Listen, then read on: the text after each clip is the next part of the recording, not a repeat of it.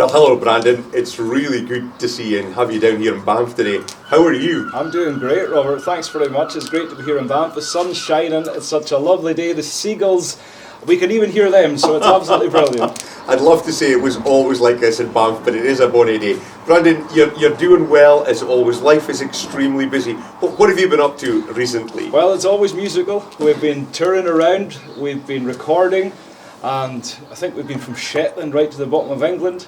We've been in Ireland, all around Scotland, and getting the music out there as much as possible, and of course enjoying it along the way. Good, Brandon. Your career has been amazing. You're always travelling. You're always moving on with stuff, which is great in recording. So, by way of those audiences, Brandon, do you love the range of those audiences going around the country?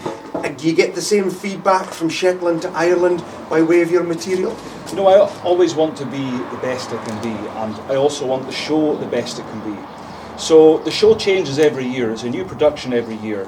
So, for example, the Brandon McPhee show, when we're touring it in Shetland, it's the same show. In England, it's the same show. In Ireland. And if there's songs that have, a bit more feedback than others, when we do the show the next year, we'll maybe include that song in a different part of the show as well. So always listening to the feedback, because of course that's what matters most. Yeah. And if people come to the show, support it, and come out there enjoying it, we've done our job right. So, Brandon, how many years have you been entertaining now?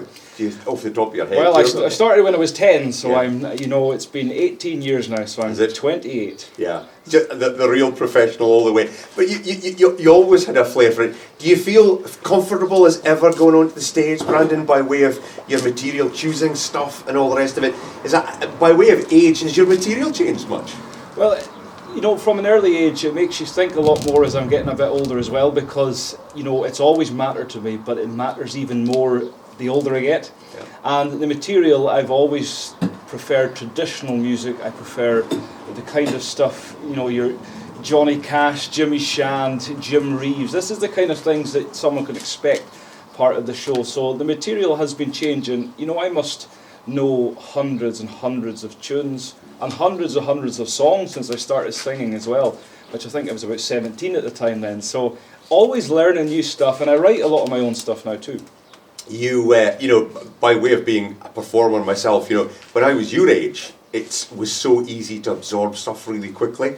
The older you get, it's not so easy. So it's really good that you're challenging yourself to take that stuff in, to learn up lots of new stuff all the time. That must really help your repertoire. Well, I think it does, and it's a little bit slower in learning material than it maybe was 10 years ago, but I still, thankfully I can still learn a lot. I mean, I'm an ear player, so I don't read sheet music or anything like that, so everything has to be rehearsed.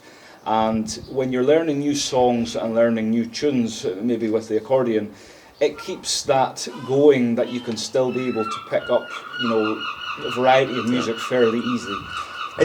But by way of it, I wonder if your audience out there knows that you're an ear player, because do you think that gives you more variety by way of what you want to do? Is it easier for you to absorb stuff being an ear player? Well, it's something I never thought about. When I won the junior championships, I was 13, and I didn't even know what an A note was, because, I was taught with my granddad and then my uncle Daniel, wasn't taught these things. I had to go delving into music and delving into scales and theory and things, but never actually, learning the sheet music side of things. So the ear, I never missed the sheet music either, because I wanted everything to be rehearsed and the best it could be. And that's really what I've been doing all these years. And I just think it enables me to have an advantage as well, because if my sheet music falls off the stand, I'll still be able to play the tune. I absolutely love that. Yeah. Brandon, by way of the genres of material that you're doing, you've got certain chunks of stuff that you're very famous for. So we could have a wee chat just about some of those bits of music that you like, and it would be lovely to hear some examples, because I'm always listening. You're very good at sending me down some of the stuff that you've been doing. I'm very privileged that I sometimes get to hear a cut before it comes out, and that's what comes with good friendship, and I'd really enjoy that. So by way of country music, what have you been doing recently? Give us an example of something. Well, for example, we've recorded a CD, it's called Diversity, and it's a representation of the Brandon McPhee show, which is a variety of music. But as far as country music, my favourites are Johnny Cash. We performed some Jim Reeves. We performed Don Williams, Willie Nelson, some of what I class as the greats of country music. We recorded a song a while back, Hello Darling, by Conway Twitty. And the response on, say, social media and things has been absolutely brilliant. One of them was a Johnny Cash song, Give My Love to Rose. It reached over 1 million views. And then fortunate to record Ring of Fire, and it's on Diversity as well, but it was recorded by Music from Scotland on Facebook, and within no time, 1.6 million views. So who thought that an accordion singing and Johnny Cash would get that sort of viewing? So I was delighted and just enjoying it. You're not unlike Johnny Cash sometimes. Brandon, but what inspires you to somebody like Johnny Cash, who was, such an amazing character? What a life. Well, being an ear player, I'm always inspired by the sound and unique, individuality of this. Modern day, there's a lot of singers that may sound the same. Back then, Johnny Cash, Elvis, these guys had a sound. Jimmy Shand, they had an incredible sound, and that's the sounds that inspire me. Go back to the Sun recordings of Johnny Cash and Elvis. Sun Studios, I've had the privilege of seeing the Sun Studios, and I'm determined one day I'm going to record in there. If you were going to sit down at home one night in Caithness, Brandon, and click on Johnny Cash, would you have a favourite that you would just go to? I think it would be the Sun recording sessions. There's not much instruments in there. Johnny Cash and the Tennessee, there's not so much going on, but it's what they're playing. The arrangements, the simplicity of the arrangements, the words, it just really resonates and it matters. And it is matter to a lot of people as well. It does matter because, after all these years going back to the 50s, I think Johnny Cash's first hit was the 50s. It still matters today, and singers are still recording his music. I'm still singing his songs part of my shows. Every year the show does change, and I've got different Johnny Cash songs in there. I've got different Jim Reeves, different Conway. It all adds up, and there's so many songs out there. I wish I could sing them all. So, if we were going to listen to a Brandon McPhee country song, what would you choose today? I think I'll go with Hello Darling, because Hello Darling is that classic country by Conway Twitty, and I just love the song. And I think one of the things when I was learning to sing was I got tuition for a couple of years, and it was to expand my vocal range over several octaves. So it enabled me to go very high in some songs and very low in others. And this is one of those fun lower songs. Okay. Where do you like to go by way of range? Do you like to go up there or do you like to go down there? I like a bit of both. Do you? Okay. I think it gives the variety, and that's what I like. So I love lower songs, but I love the high ones too. And of course I love songs as well when I'm playing the accordion and singing, because you've got two loves in one piece of music and things, and it's great fun too. Yeah, so that's amazing, Brandon. So if you had by way of a song that was going to give you a challenge to learn, to get into your head and then perform it, to record it and then go on live, would you have a choice? Well, it takes quite a lot of time when you're trying to pick challenging songs, especially when you're going higher in the range. I think one of them would be a song that was a Eurovision entry.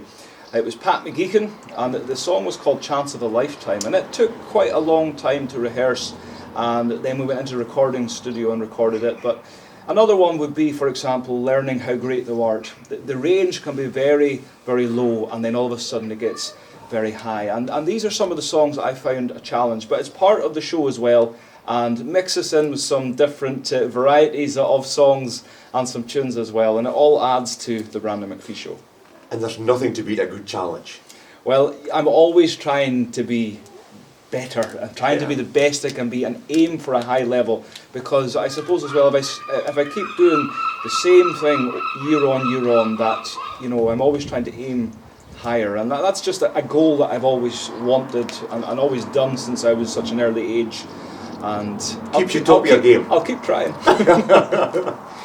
So Brandon, over the years, your choice of songs and material has broadened out greatly, which I love to see, because I started singing just bothy ballads when I was a little loon, and some of my peers used to say, great to do the bothies, Robert, but you need to expand your repertoire.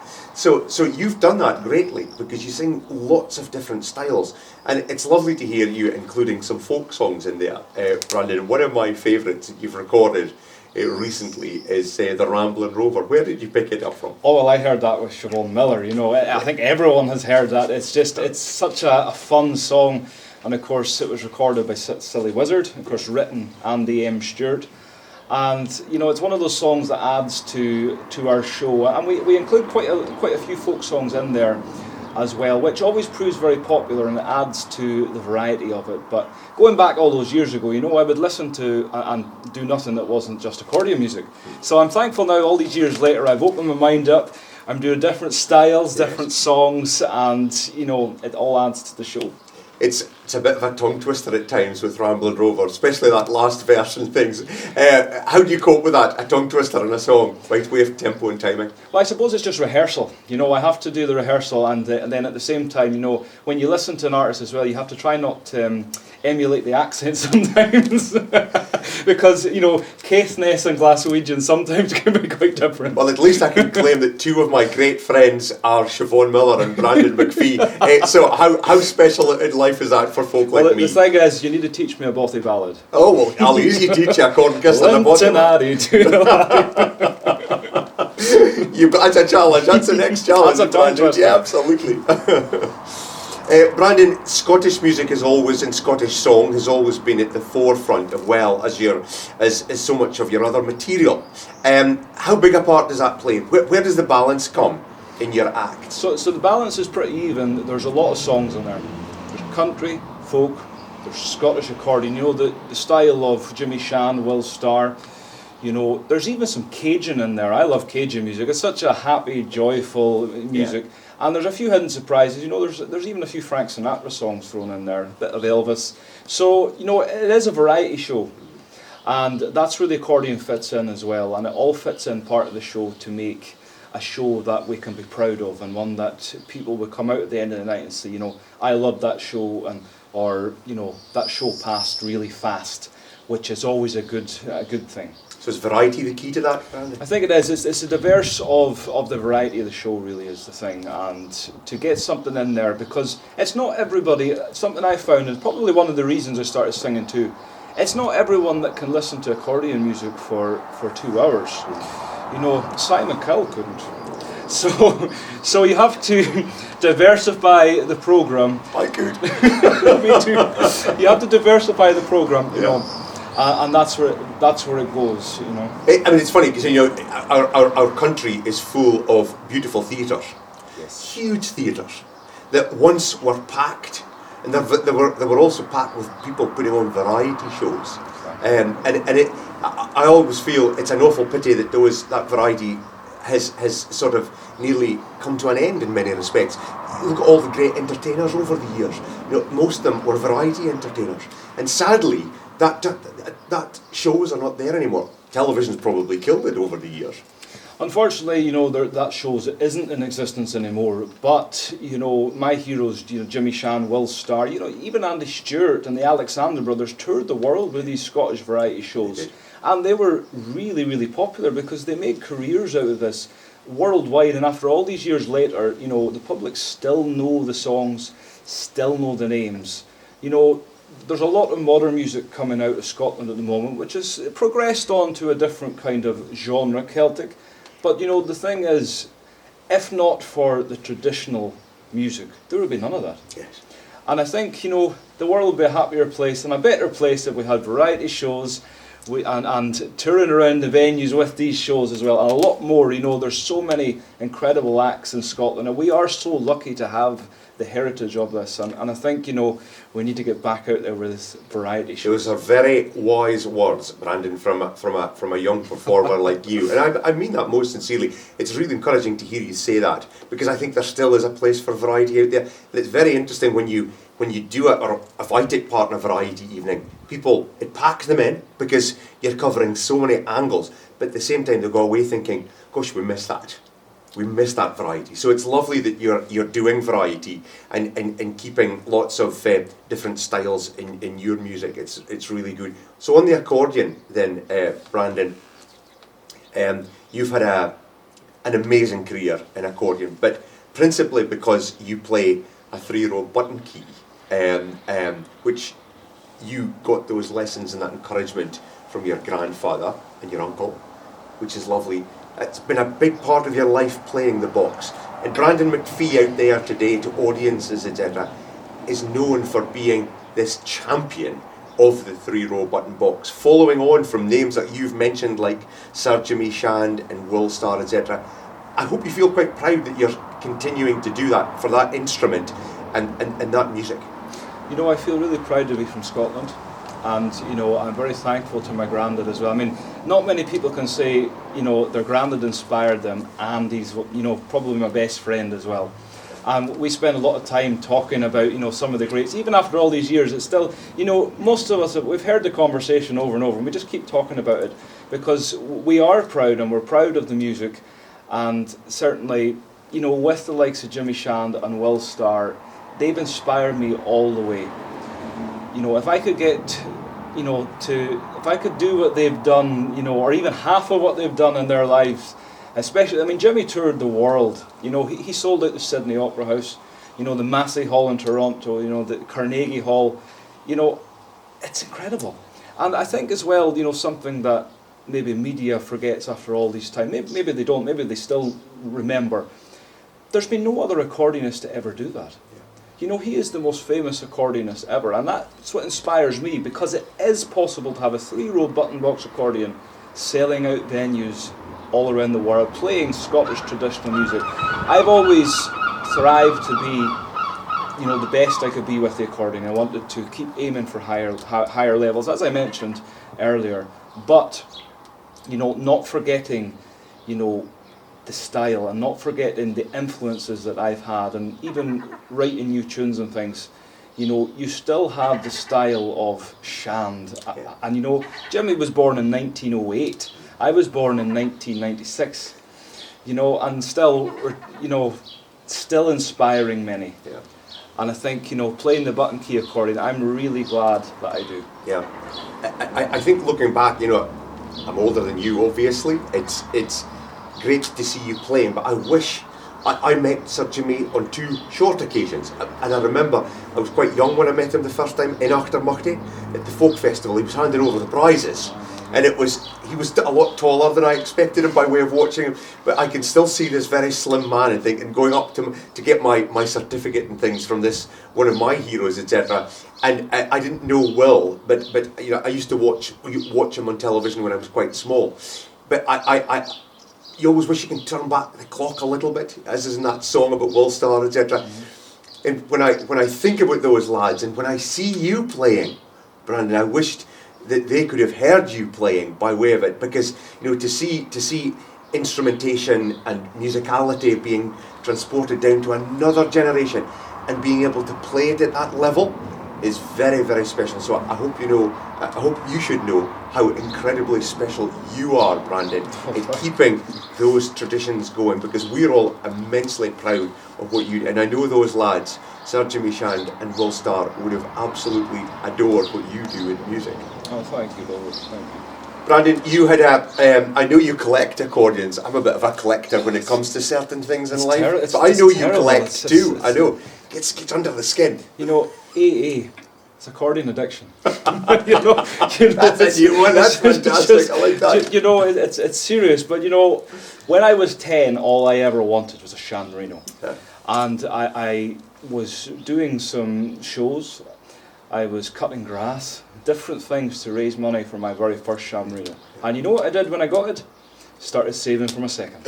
You know, all these years later, I've amassed a collection that I'm proud to have, and you know, I have worked really hard to have it. You know, I've put so much back into getting, you know, so much getting these accordions and things, because they really do matter. It's music to me matters most in life.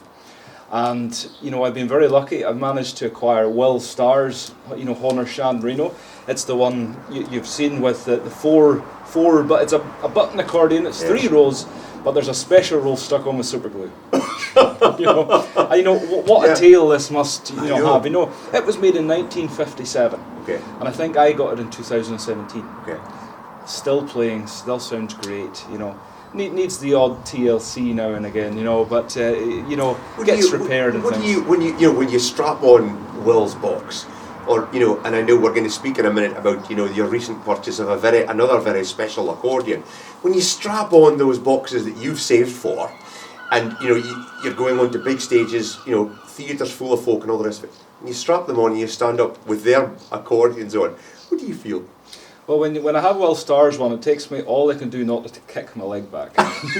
No, but I really do. I really do feel proud, because I've spent a lot of time in rehearsals, a lot of time with advertising and learning new tunes and touring around, and I put everything back into getting these instruments because it's my life. And to be able to go up there on stage in some of the same venues that Shand and Starr have performed in, playing the same tunes on the same buttons as they once pressed, it's very big shoes. Yeah. And I'll keep trying and trying until I get to fit into them. But never forget, there's a simple word that carries the whole thing: tradition. That's one of the things, and that's where we are very lucky here in Scotland. Wonderful. So this recent purchase that you've done of another special accordion, Brandon. So I got a lovely message from you just recently with a picture, and you've got a very infectious smile anyway, Brandon, which is great. But I think this was the biggest and happiest smile I ever saw on Brandon McPhee's face recently. Tell us about the purchase of this recent accordion that you've done. So it was Jimmy Shand's accordion, and it's called a Honer Shand Gola.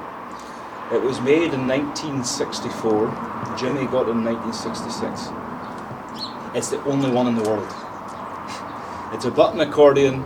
It's got an incredible sound. It looks amazing. It's one of a kind. Yes. And as a young boy, I remember looking at the records with Jimmy. Jimmy had it strapped on in records. And going back to that time, I used to hear a lot of things. I still do, in fact, from musicians and I suppose public as well, that seem to know every bit of information that ever was regarding the word Shand.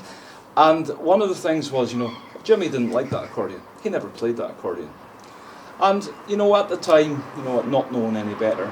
But with getting this recent purchase, I did some, delving into history and realised that Jimmy recorded with his accordion. He did many photo shoots. He had many people at his house with family photographs. I've even got a video of him playing the accordion, saying it's such a great accordion.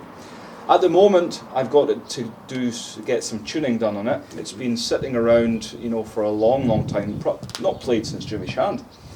And, John Douglas Accordions in Dumfries is who tune all my accordions. He's an amazing gentleman. He's incredible. Yeah.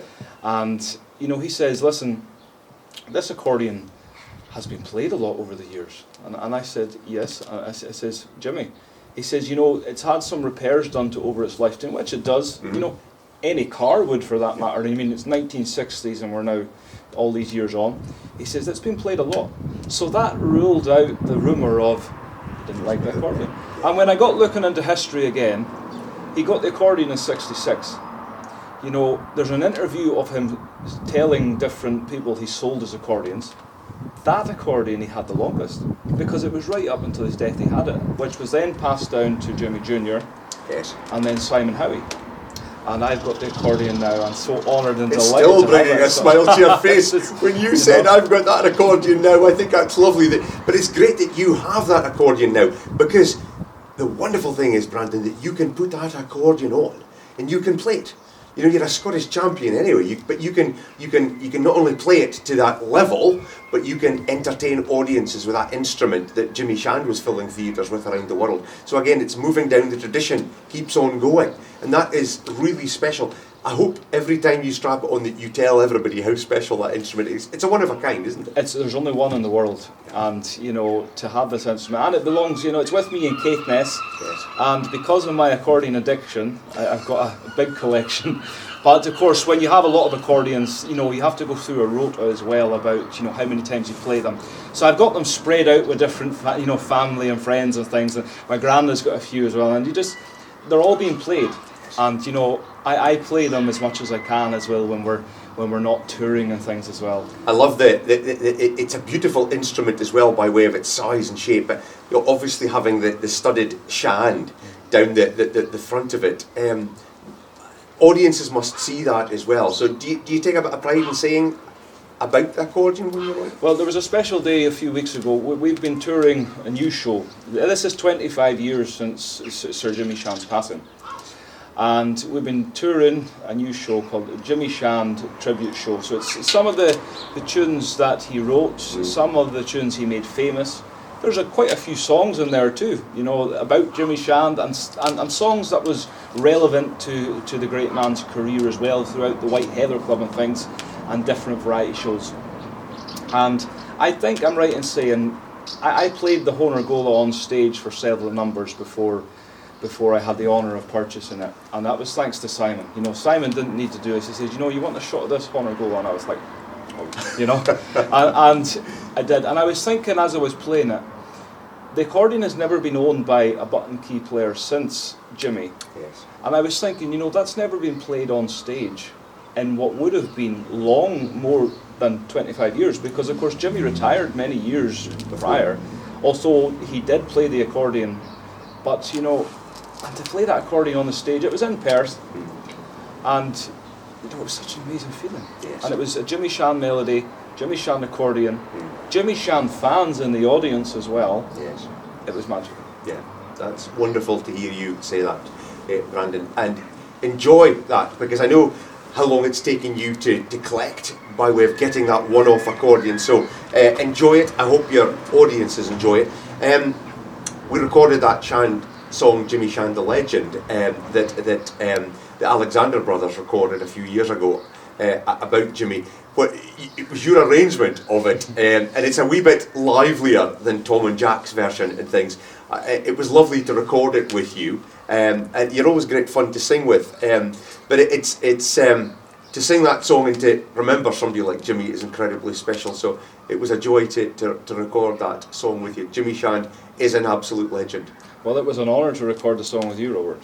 So, you know, we've had great fun. We've been in the recording studio. You've recorded a new CD. Yes. I've recorded a new CD, Jimmy Shand Tribute CD. The song is on the CD. Yes. And, you know, Tom and Jack were Scottish legends as well. You know, always will be. Yes. So the thing I'm trying to work out with the video is which one of us is going to be Tom and which one's going to be Jack. Oh well, you're definitely Tom, because you can play the accordion, and I'm just maybe a fraction taller, I think, and so I would definitely be Jack out there. Can you sing in a Glaswegian accent? Sadly, I cannot do that. But they are legends indeed. Well, Brandon, it's been great to see you. Look after yourself, but keep on doing all the wonderful things that you do by way of filling theatres, keeping up your great singing and your accordion playing, and entertaining audiences to the very best of style that you're an ultimate professional at. So look after yourself and keep on going. Thank you so much, Robert, and thanks for inviting me down to lovely Banff. It's been lovely hearing the seagulls. All the best, Brandon. Thank you.